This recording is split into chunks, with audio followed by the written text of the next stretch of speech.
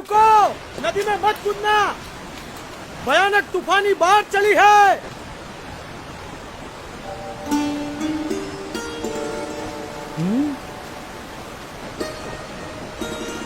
अरे कूदे तो मर जाओगे, वापस आओ, रुक जाओ, ठहरो, मर जाओगे। कहाँ गया?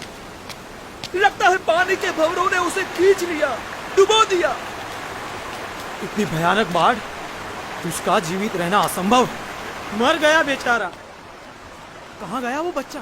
कहीं नजर नहीं आ रहा। राम राम। मर गया बेचारा।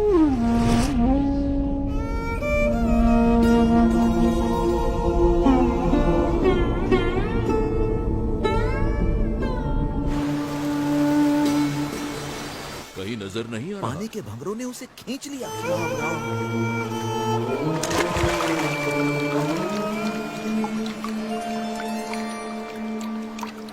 इतनी भयानक बाढ़ में उसका जीवित रहना असंभव है। बेचारा। अरे ये नहीं कौन होगा ये कैसे बच गया? अरे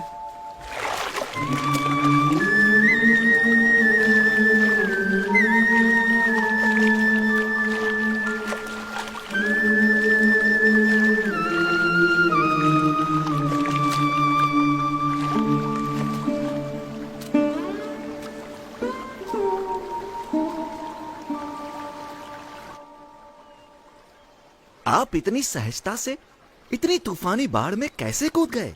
आपको डर नहीं लगा? भीतर की शांति ऊपर के तूफानों को भी शांत कर देती है। ऊपर के तूफानों से डरोगे तो भीतर की शांति कैसे पाओगे?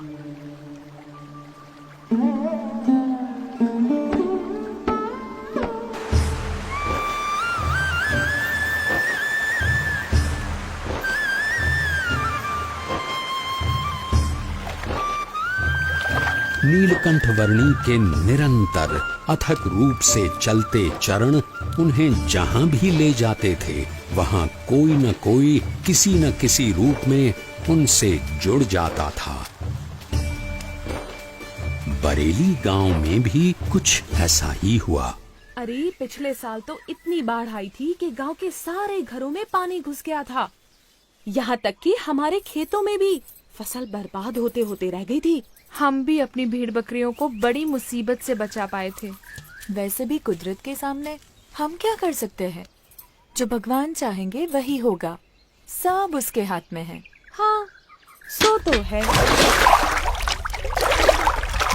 हरि करे सो होय जगत में, हरि करे सो होय, चाहे करे नर कोटि उपाय, कर दूजो कोय जगत में हरि। अरे रुक क्यों गई? गाना। हाँ? कितना प्यारा बच्चा है। केवल बच्चा है या कुछ? इतना छोटा बालक और योगी।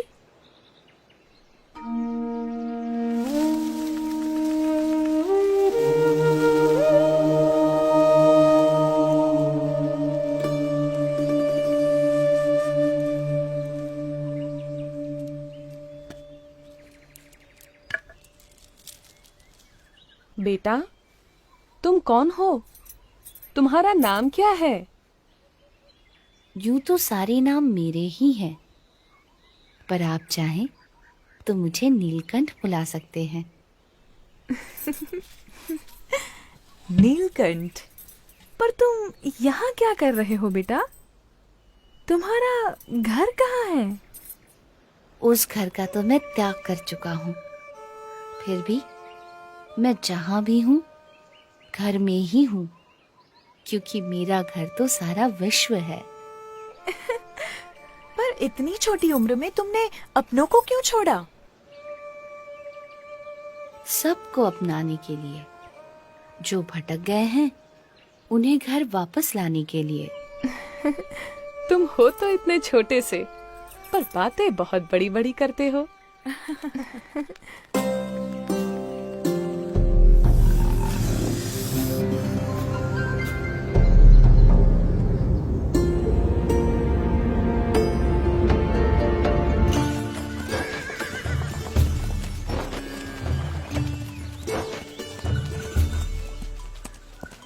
भैया, यहाँ आसपास में कोई जगह है जहाँ नारद जी ने तपश्चर्या की थी?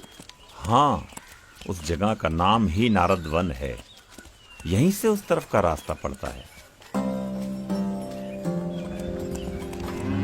अरे वो बच्चा अकेला जा रहा है। किंतु तुम्हारा अकेले वहां जाना ठीक नहीं होगा, बड़ी भयानक जगह है। नीलकंठ वर्णी ऐसे भयानक वनों में भी सहज रूप से चले जाते थे जहां दिन में भी सूरज की किरणें प्रवेश नहीं कर सकती थीं।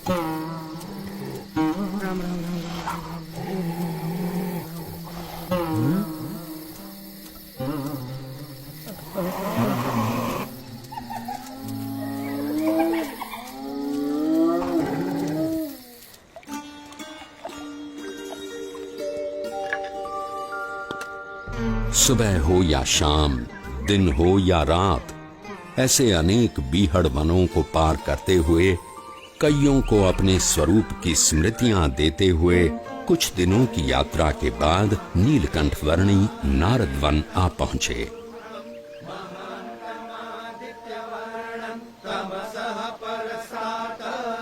तमेव विदित्वाति मृत्युमेति नान्यः पन्था विद्यते।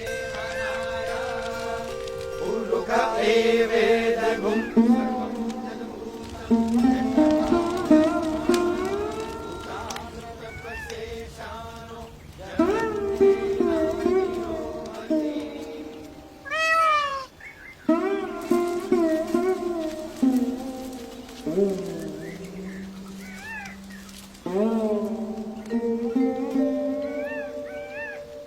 आपके दर्शन मात्र से प्रतीत होता है कि कई वर्षों से जिनका स्मरण हम अपने हृदय में करते आए हैं, वो भगवान स्वयं आज हमारे समक्ष प्रकट खड़े हैं।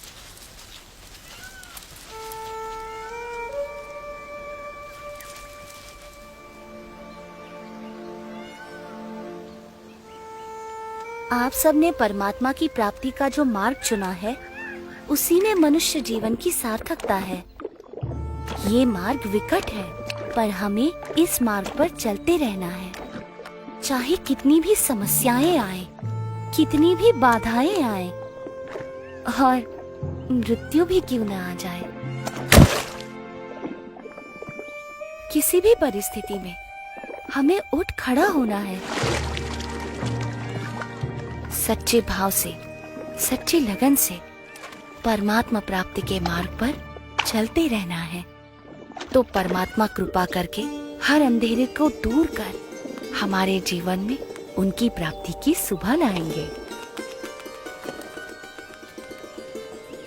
नीलकंठ वर्णी की कल्याण यात्रा में कई ऐसे लोग थे जिन्होंने उनकी सेवा का अवसर जाने न दिया। ये भी ग्रहण कीजिए। चाहे वो कोई सामान्य भाविक जन हो या फिर स्वयं गंगा जी भी क्यों न हो।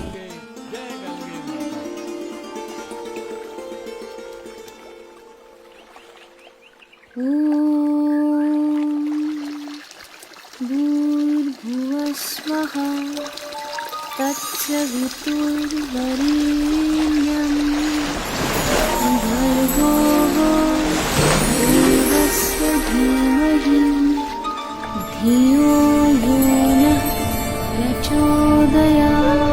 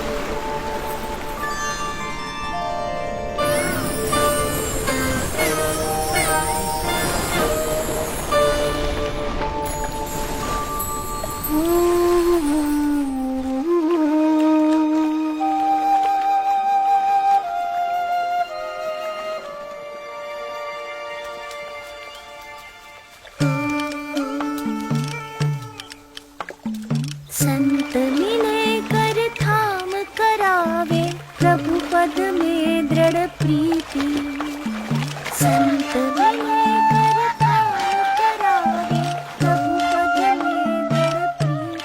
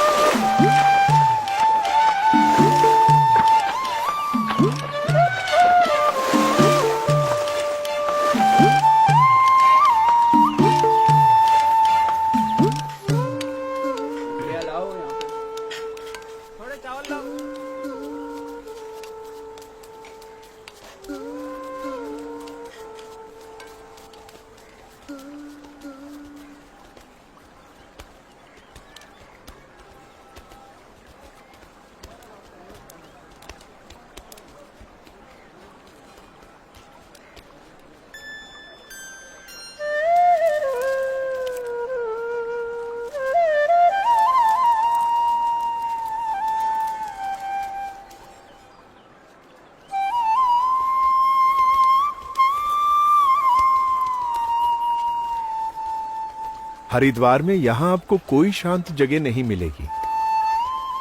मेरे साथ आइए, मैं आपको ऐसी जगह ले चलता हूं जहां शांति हो, एकांत हो,